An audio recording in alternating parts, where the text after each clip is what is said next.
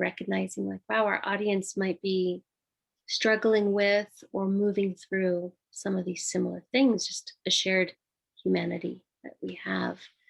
Um, this idea of like the things that get stirred up around the holidays, right? Expectations, dysfunctions, old unresolved things, right? Yeah. And then the the expectation of everyone to kind of just swoop in and have a festivity Mhm. together, Yeah. to me feels like a cocktail for some problems. Yeah. Oh, for sure. Like if I was an alien watching this going, wait, so you all have these triggers around each other, no one's talked about, no one's cleaned up.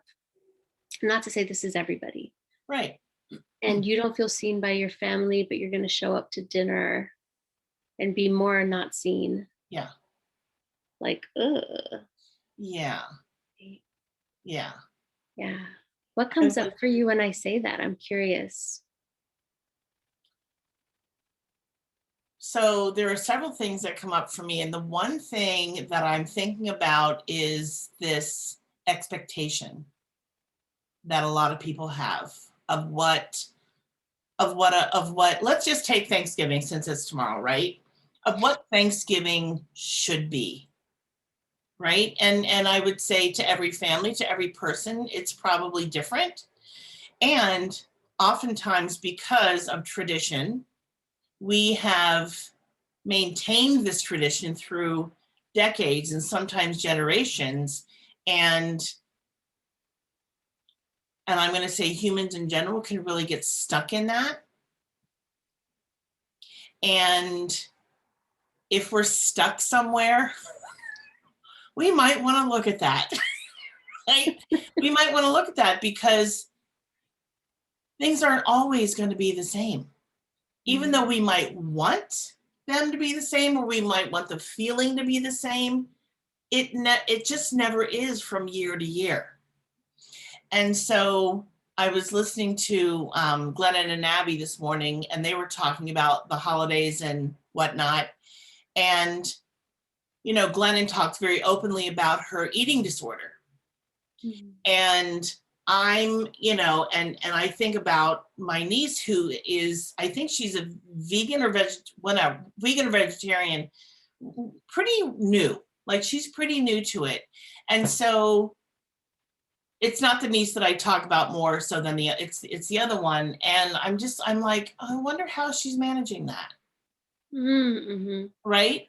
Um, because her family is a very meat eating family. They just are.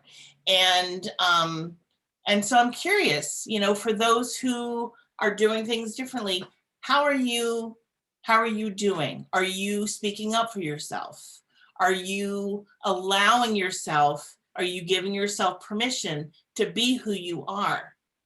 mm, Because like I said just a few moments ago, every situation, every year is different, even though we might want it to be the same. There are going to be changes. They might be subtle changes and they might be more obvious changes, but there are going to be changes. And so I think that it's really important for for those who may not be used to speaking up for themselves, who just kind of go along for the ride. It might be time to put on the big girl pants, put on the big boy pants, whatever you want to, and just be like, okay, I've got my back and I'm going to speak my truth because this is really important to me. Just because nobody else celebrates this, or just because nobody else understands this or can see my point of view, doesn't mean that my point of view or my belief system or my standards are not valid.